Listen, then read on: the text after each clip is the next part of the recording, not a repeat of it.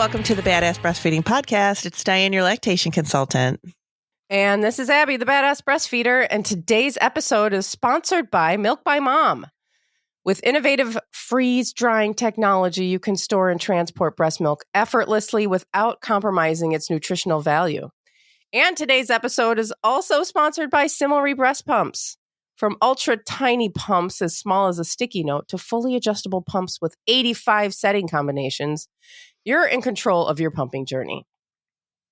And we will hear more from our sponsors a little later, but you can head to badassbreastfeedingpodcast.com and check out our sponsor page. If you ever need anything, see if you can give any of them your business because they make this podcast possible. And while you're there, scroll down and enter your email address and we'll send episodes straight to your inbox every week. And we're on Patreon. If you listen every week, you know exactly what I'm going to say, don't you? Because I say the same thing at the beginning. We're on Patreon, and we actually just had our January Zoom hangout where we hung out with some of our patrons, and it was really fun. It is fun. And I like doing that. It is, yeah. And people just hang out with their babies, and we talk to them, and we talk about parenting, or we talk about whatever. Wherever the conversation brings us, we talk about it. It's either, some people have issues, some people just want to vent. Some people, I can't remember what we talked about yesterday. I feel like we had a conversation, at least one of the many conversations we had was about something that was completely unrelated to parenting. Yeah. But then we talked about attachment parenting too and how hard that is and what a bad rap it gets. Anyway, you're going to want to join us because we have ad-free episodes over there. We have mini podcasts from Dianne and I each. We have all kinds of things going on in there, like Revolution Parenting. The Revolution Parenting episodes and the weekly wellness check where people check in and just say how they're doing and give us little updates and get advice from each other. And it's really nice. So head to the link at the top of the show notes under this episode, wherever you're listening from, or at badassbreastfeedingpodcast.com. And we are still hosting our ongoing giveaway for people who leave reviews around the internet. And just take a screenshot of the stars of the review, whatever it is. You can do whatever your app that you listen on allows. If you're on iTunes, that's really helpful because that's the popular one, but any of them are good.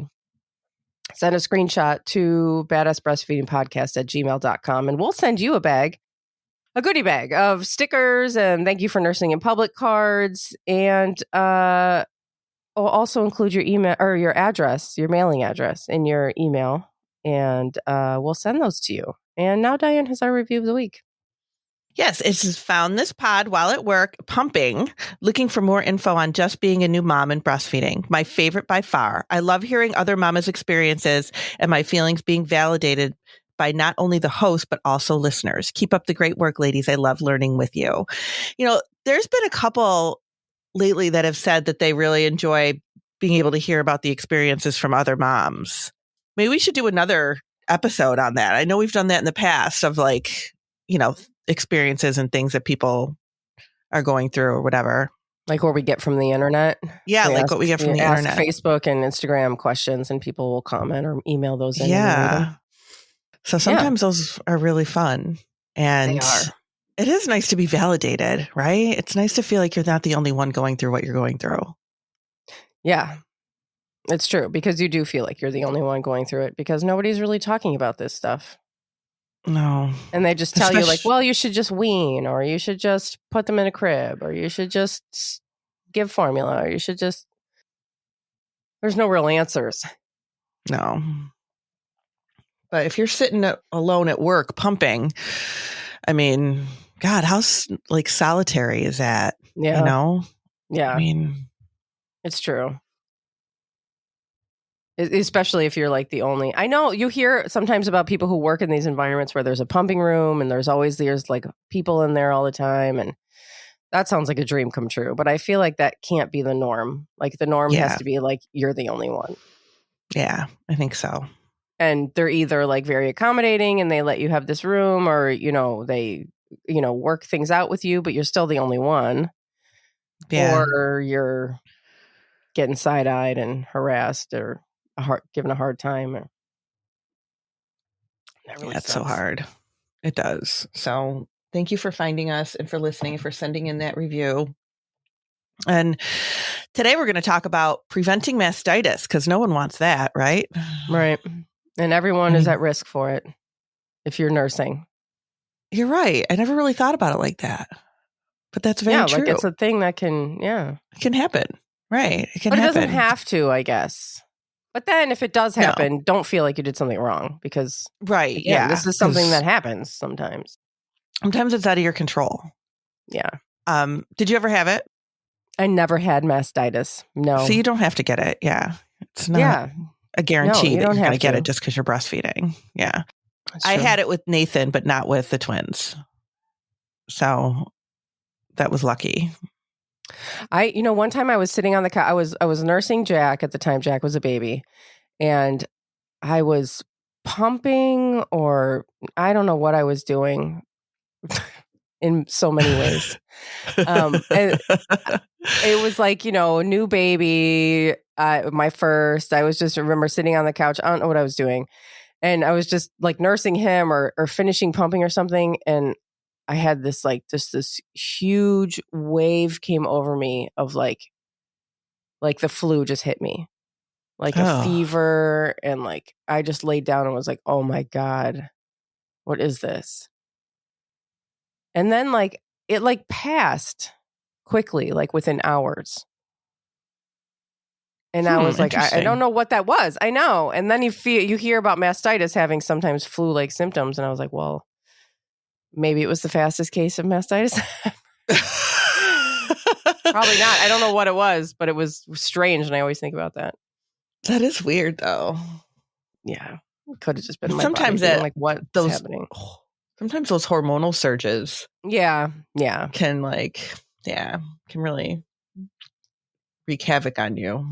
Yeah, there's so many things going on in your body. It's really strange, and it's too bad that we don't talk about it more and help people just know what's going on. Isn't that the truth? So true. So true. But so preventing mastitis. Now, what mastitis is like Abby said, you can get like flu-like symptoms and stuff. But what it is breast inflammation that can become an infection. Just because you're starting to have symptoms of like a plugged milk duct or like a hot, swollen breast, that doesn't mean you have an infection yet. That just means you've got, and there's two kinds of mastitis. There's infectious and inflammation. So the inflammation is usually what happens. That's usually what we get because you don't get an infection like with the snap of a finger. Right. Infections take a little bit longer to set in. So what you're feeling is probably more of like the inflammation piece of it, which still is not fun, but it's probably not an infection until you get to the point where you've got a fever, which doesn't happen usually. I mean, you usually don't wake up with it like that. It's usually more of infectious. Yeah. Or of inflammation. Sorry. I'm getting my own words screwed up. So you might have like a painful area on the breast. It might be red. It might be warm. You might have like a plugged milk duct. A lot of times that's how it starts, but with a plugged milk duct, you might feel that first. So you might have like a hard spot. All that stuff is very, very common with mastitis. And you might have some flu-like symptoms. You might be feeling kind of like, you might, if you do spike a fever that's over 101, which is, I actually wrote down what it was in Celsius because not everybody goes by our little thing here. Oh, smart. 38.4 degrees. Isn't it funny how not degrees, Celsius. Like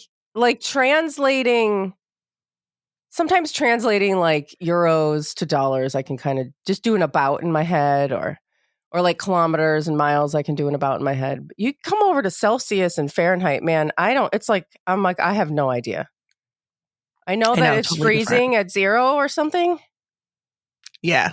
But then I'm like, I don't know how we go. Anyway, that's a very side. We were just having this conversation yesterday. Yeah. And when I was in Vancouver last week, everything's in Celsius. Yeah. So it was like, yeah, it's like, what are you talking about? I don't know what you're talking about. And everybody was talking about the weather because it was getting freezing. So everybody's like, I know. And because I lived in Amsterdam, I have so many friends just like around the world, and we'll be talking, and I'm just like, oh my God, it was like 110 here. And they're just like, what? Yeah. What does that mean? I'm like, oh, I'm like, So I don't different. know. Never mind. It was really hot. I don't know. I'm just. Yes.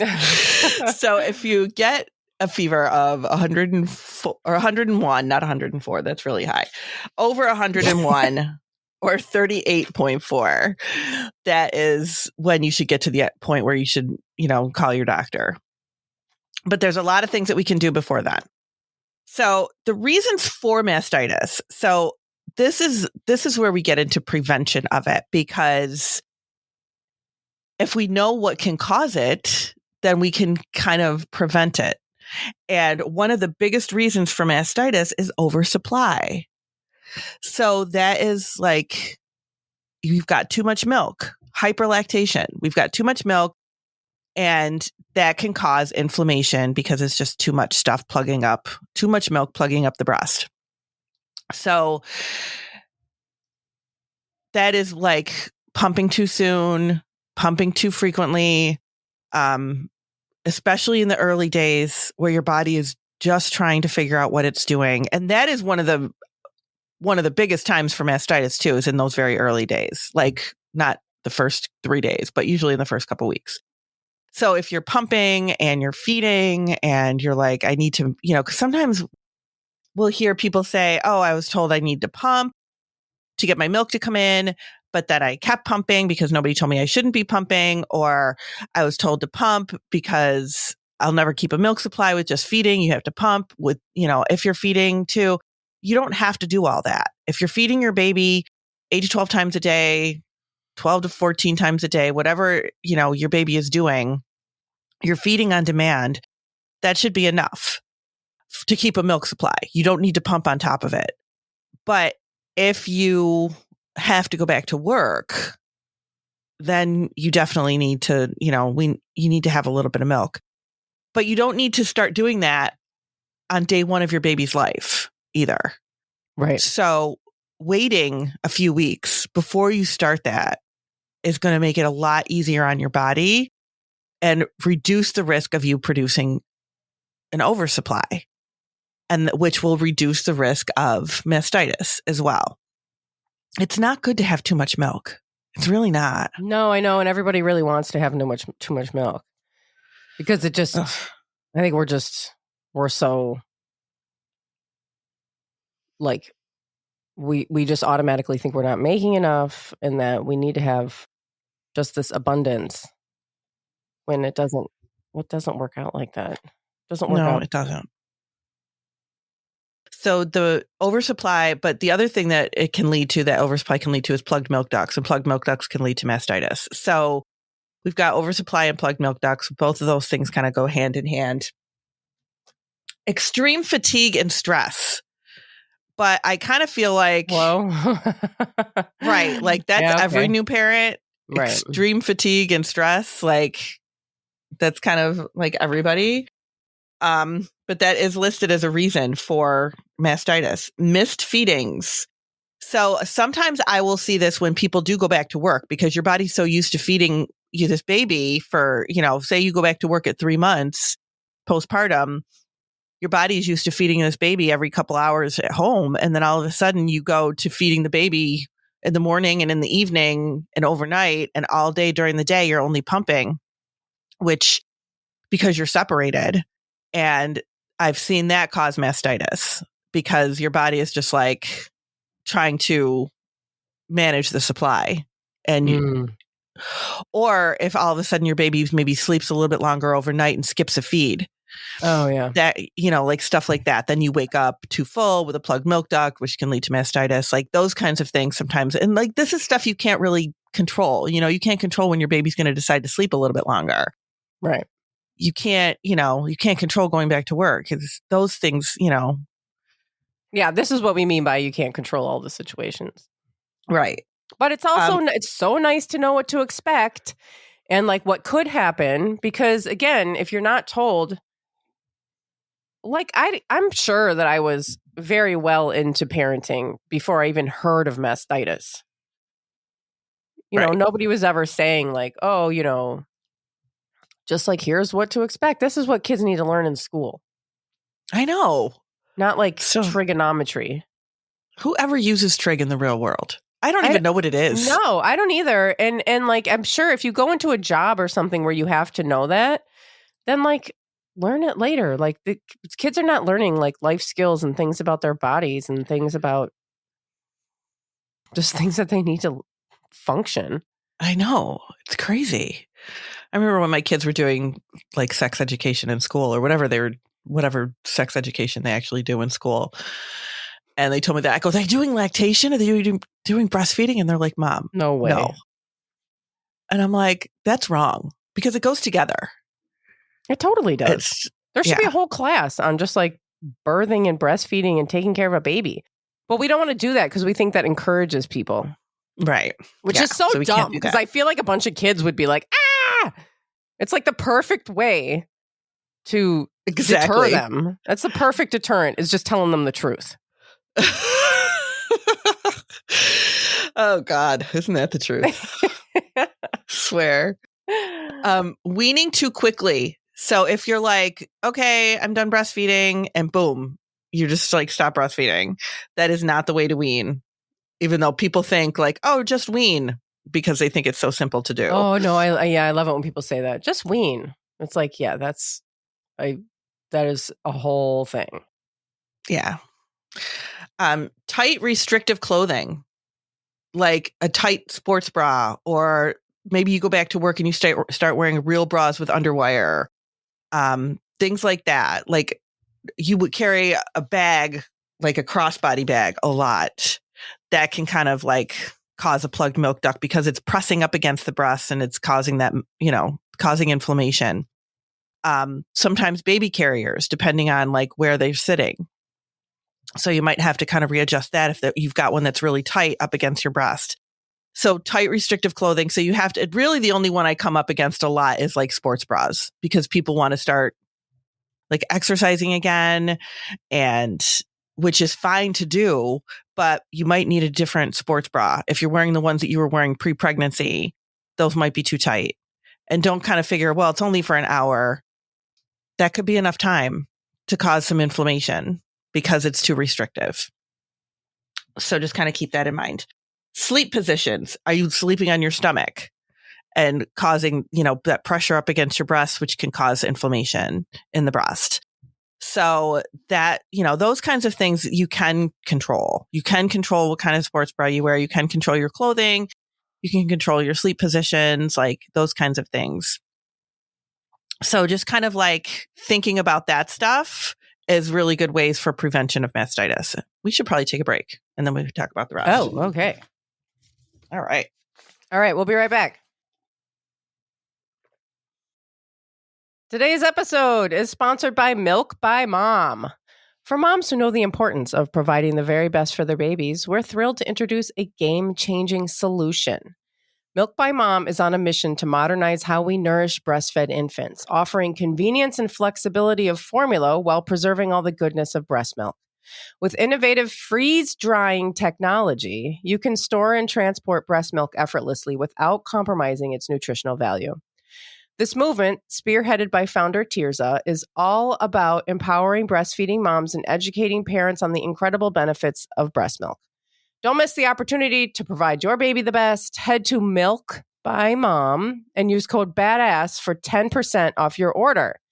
Your baby deserves the goodness of breast milk. Now with the convenience you need, embrace the future of infant nutrition and join the movement at milkbymom.com. That's MILKBYMOM.com. Code BADASS. Today's episode is also brought to you by Similry Breast Pumps. Similry Breast Pumps wants you to have control of your pumping journey with a continuous focus on research and development and a team comprised of CLCs. Similry Breast Pumps strives to offer pumps for every lifestyle. From ultra tiny pumps as small as a sticky note to fully adjustable pumps with 85 combination settings, you're in control of your pumping journey. With resources like virtual breast shield sizing consults in English and Spanish, and an exclusive Get the Right Fit program that offers a third set of breast shields for free, Similry gives you vital tools for a successful journey. A safe choice for everyone. All Similry pumps parts. All Similry pump parts and storage bags are phthalate and BPA free. Better yet, Similry breast pumps can be personalized with a fun pump skin decal, and they are cool. We've seen them. Mm-hmm. You could see their whole pump family and the Similry skins at similrybreastpumps.com. That's CIMILRE breastpumps.com. And use code BADASS for 15% off of your order. And all of today's sponsors and their promo codes can be found at badassbreastfeedingpodcast.com on our sponsor page. And today's sponsors can be found in the show notes under this episode, wherever you're listening from. Over at badassbreastfeedingpodcast.com, you'll find all of our other episodes and information about scheduling your very own one-on-one online lactation consultation with Dianne. Yeah. So one of the best ways to prevent mastitis is just breastfeeding regularly. Just going along with what your baby's doing. Don't try to schedule things. Don't try to extend. Don't try to, do any of that stuff. Just go with what your baby's doing.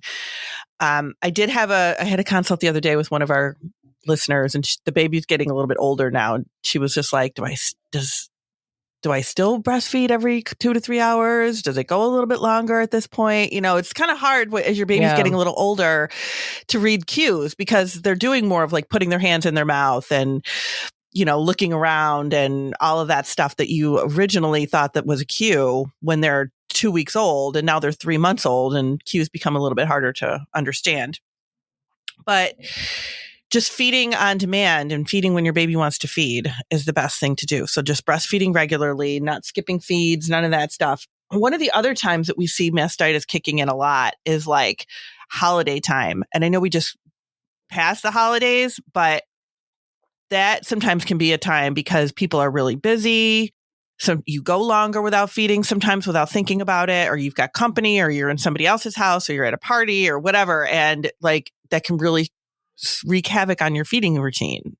So sometimes we see more of mastitis during holiday times. Now, only pump how much milk you need, which sounds crazy, I know, but that is a better thing to do. So if your baby is taking 4 ounces in a bottle, only pump what they're taking. You don't need to try to pump 8 ounces. We don't need to try to like break records or anything like that. So just pump what your baby is using. And that way we're not, because the more you try to pump, the more you're risking an oversupply. So that is the mindset behind it. But if you're just pumping what you need, and really, we've talked about this before, when we've talked about oversupply, we've talked about pumping, like, what are you going to do with all that milk? You know how many people at the end of a year are like, I have all this milk. What am I supposed to do with it? It happens so much more than we think. Oh my God, all the time, right? What are you going to do with all that milk? When people have like hundreds of ounces in the freezer and you're pumping regularly every day still, because you're at work, so you're pumping at work. But then when you went back to work, you had 200 ounces saved. It's like, what are you going to do with all that milk? Yeah. So trying not to get an oversupply by doing things like just pumping it as much as you need. And another thing too, with that, like your breastfed babies typically don't take more than 4 ounces by bottle, no matter how old they are. So your breastfed baby could be 9 months old. They're still going to take 4 ounces by bottle. And that's because your breast milk changes to accommodate their need, and they don't need more volume. Everything they need is in there. So they don't need extended amounts of volume. When they're formula fed, you have to increase volume because formula doesn't change. It is what it is. Breast milk changes to accommodate your baby. So you don't have to worry about like, well, what if I'm only pumping 4 ounces right now, and in 2 months I need to be pumping 8 ounces? You don't need to be pumping 8 ounces. You never need to give your baby an 8-ounce bottle. That's way too much milk for a breastfed baby. Yeah, so all of these things come along with formula. Right. Education. That is a formula thing. That's what you have to do with formula, but it's not the same when you're breastfeeding. No. And that can be really hard if your baby is like at a babysitter or at a daycare center, because a lot of times they don't know that. They have and no they're like, freaking why is idea. your baby only taking 4 ounces of milk? Blah, blah, blah. You need to send more milk. You probably don't need to send more milk. They probably just need to figure out what to do with a breastfed baby. Right. Make sure your baby is latching well, because if your baby's not latching well, they might not be feeding well, which might cause backup of milk in the breast if they're not taking as much milk as they need to take. So making sure it always goes back to latch, right? Like making sure your baby is latching well, is feeding well, and taking care of yourself too. Like, I know we were kind of joking about like, oh yeah, stress and fatigue. Yeah. Like, who's not feeling stress and fatigue? Right. But really, like, when we become parents, I feel like our self-care, whatever that is, I know we hate the term self-care on this podcast, but whatever that is, that's making sure you're eating, make sure you're drinking water, make sure you're, sleeping when you can, like, make sure you're doing that, because it is really important to keep up with yourself. Take your vitamins, take medication that you need to take. Yes. Because we forget all that stuff. Yeah. When we're, true. We're like, it doesn't matter. Just as long as I'm taking care of my baby, I can come second. It's fine. Right. It's not, though. It's exactly that whole thing of like, put your own oxygen mask on first. I think about that all the time. Like putting your own oxygen mask on first, because you never really think about it like that. But it's like, it's just such a great analogy, because it's just perfect. And then they even tell you that, they're like, you can't help other people if you can't breathe. Exactly. And that's kind of what we're doing here. You can't help your baby if you're not in good shape. So one of the things that they say, and some of this information, I mean, I kind of like this, some of this information is just based on like my experiences, but some of it is some info that I did find online. And Leche League always has really good information. And one of the things that they said too is like, if you get a plugged milk duct, if your breast is feeling sore, like inflamed and sore, take your baby, take yourself, take some snacks and some water, and just lay in bed. And that is true, but we don't do that. We just no, I think we feel too guilty to do that. Yeah. We're just like, oh, we can't be lazy. We can't be laying around. We can't be, I mean, if you have other kids, that's like, it's hard when you have other kids. That is really hard to do. But, when you need to, use all the things that you have. Use the tablets, use the games, use the people who are offering to help. Just use everything to just, get what you need. Because with things like mastitis, if you feel that inflammation, you feel that the heaviness and the heat and the swelling in the breast, but it's not turned into infectious mastitis, it's just to the point where it's uncomfortable and it's painful, and you're like, okay, I need to do something with it, and we're going to tell you what you do with it. But this is the time to take care of it, because if you don't take care of it, if you don't like take your baby, go to bed, get some rest, take care of it, then it is going to turn into mastitis and you're going to be more sick. Yeah. And nobody wants that. So kind of putting the mask on first is better. Yeah. So it's only considered infectious mastitis when your fever is over 101 or 38.4 degrees Celsius. So that is like how I was saying that earlier. So if you all of a sudden, if you wake up with a plugged milk duct or with some, sore, hot, not infectious, but inflamed breast, it is not mastitis to the point where you need antibiotics. That is mastitis. What you do with that's inflammation. And you do some ice packs and some kind of anti-inflammatory medication like ibuprofen, if you can take that. I know there's others out there, but that's always the first one that comes to my head is ibuprofen. So that is really, sometimes that's all you need to do.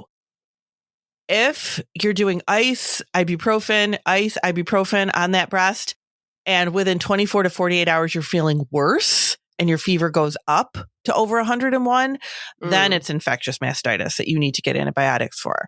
You don't need to jump the gun and go, oh my gosh, my breast is inflamed. I've got a plugged milk duct. You call your OB because they're just going to give you antibiotics right away. And if you don't need them, that can actually lead to more mastitis in the future. The more antibiotics you take, the more resistant your body becomes to bacteria. So you want to not take antibiotics if you don't have to. And what they do a lot of times, from what I see, and from my experience too, I mean, and this is going back, I mean, Nathan's 23 and I had mastitis when he was a couple months old. I called the doctor and they said, okay, we'll just call you in antibiotics. They don't ask to see you. They don't ask to every once in a while, like the doctors that I work with at my office, they're really good. They'll have you come in and they'll inspect it and, do it at a whole, making sure that that's really what's going on kind of thing. They're really, really good about it. They just don't go, oh yeah, we'll just give you some antibiotics over the phone. Nobody bothers to take a look at you to see, is this really what's going on? Yeah. And why? It's so funny because with other things, it's like pulling teeth. It's like you're trying to advocate for yourself and they're like, no, whatever. Just get over it. And then other times it's like, oh, okay, here, just have the medication. It's like, can we just listen to the patient, please? It's crazy. It's really crazy. Yeah. But recurring mastitis, now that is recurring mastitis if it's happening over and over again, or you got it went away, you recovered, and 3 weeks later you get it again. What's going on there? Why? Because that shouldn't be happening. It should not be happening. So some reasons for that is there might be too much antibiotics. But we got to go back to things even the birth of the baby. Did they give you antibiotics for strep B? Did you have a C-section and they gave you antibiotics? Those things can also lead to your body becoming too resistant to antibiotics and too resistant to bacteria. So it could be the antibiotic that they gave you for the previous mastitis that might have been, maybe it's not working, right? Maybe it worked just enough to kind of take some of the symptoms away, but it didn't work to really kill the infection. Yeah. So because your body is becoming more resistant, it could be that it just wasn't the right kind of antibiotic. So now you've got another round of mastitis. Could be you didn't take it all. That used to be my MO. I used to be I feel fine now. It's 4 days in. Yeah. Stop taking it. Yeah. This is that's such a common thing. It is very common because who wants to take all those antibiotics? You're kind of I feel better. It must be gone. Right. And then you don't take it because they give you sometimes they give you this. I talked to a mom the other day, she's taking this really strong antibiotic for 10 days and it wreaks havoc on your stomach and it's just, there's terrible. So if you don't want to take them, and some people really don't want to take them, and you take it until it's okay, I feel a little bit better, but you have to take the whole thing. So you have to take it or else it could come back. So make sure you're taking the whole, if it's truly infectious mastitis, you didn't get better after 24 to 48 hours of just ice and ibuprofen. And even if that plug is still there after 24 to 48 hours, say you've got a plugged milk duct, even if that's still there, but you still feel okay. You're not spiking a fever. You're not getting those horrible flu symptoms. That doesn't mean you go to antibiotics at that point. It just means you have a little bit of stubborn inflammation. Keep working on it. Do not massage the breast because that can make it worse. Do not massage. No, heat does not help it. It's opposite of everything that we've ever said. It is totally opposite of everything we've ever said. Because it's inflammation. I've said that word, if you're playing any drinking game, I've said inflammation probably 18 times today on this podcast, but get your little shot glasses of coffee and I know. Oh, yeah, really. Yeah. Every time Dianne says or inflammation, vodka, take a whatever. shot. I don't care. Who cares? But that really is what it is. It's inflammation. We don't put heat on inflammation and we don't massage it vigorously. And let me clarify. That will make it worse. Yeah, I just want to clarify that wasn't just Dianne and I that were saying massage it and put heat on it. Like those were like official recommendations. Oh yeah. People still say that. Yeah. And then, we the entire field got better information and updated. That's how quickly information changes in this field. Yeah. And then you have your mom, who was a parent like 40 years ago, telling you all the things that you're doing wrong because of how it was done when she was doing it. Right. And it's like, there's not a single piece of advice that's the same from 40 years ago. No. Stop telling me to like do these dumb things. But you definitely need to keep breastfeeding through mastitis. And I think everybody knows that now, but I'm just putting that out there because they used to say not to. And I disliked breastfeeding so much in the beginning that I was hoping when I got mastitis, I was hoping they would tell me I couldn't breastfeed. But they were like, I know, I was not a fan the first couple of months. I really was not a fan of breastfeeding. It took a little while for me to like get into it. Whereas some people are like, oh, I love it. Like from the very sometimes not from the very beginning, but it did take me a while. So if you're kind of on that boat where you're kind of like, ugh, but they do, it used to be that they would say not to breastfeed, but you do have to keep breastfeeding. So make sure you're breastfeeding, but don't like pump extra. Don't try to empty the breast because all that's going to do is cause more inflammation and more oversupply. So talk to a lactation consultant if you have an oversupply, especially if that's what's causing mastitis and plugged milk ducts for you. Talk to a lactation consultant about getting that milk supply under control because that's probably what's going on. It's an oversupply thing. And that's it. Sweet. Yeah. Well, thanks for listening, everybody. Thank you. We'll see you next time. Bye.